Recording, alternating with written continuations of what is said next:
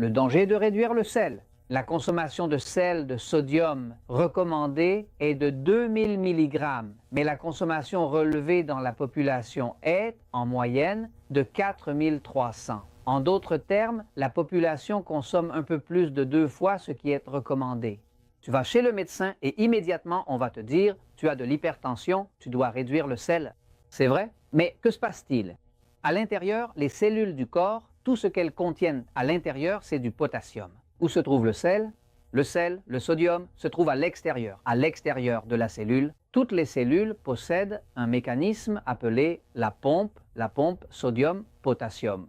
Quand le sel pénètre, comme le sel attire l'eau, il fait entrer l'eau à l'intérieur et fait gonfler la cellule, ce qui augmente ta tension.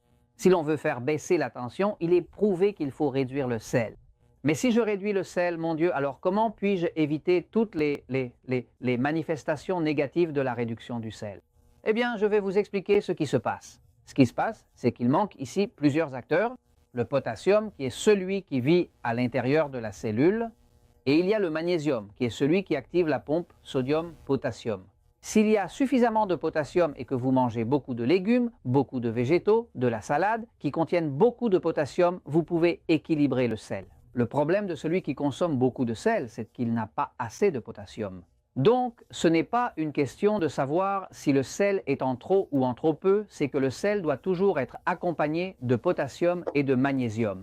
Abonnez-vous à Métabolisme TV et améliorez votre santé grâce aux recommandations du livre « La puissance de votre métabolisme » de Frank Suarez.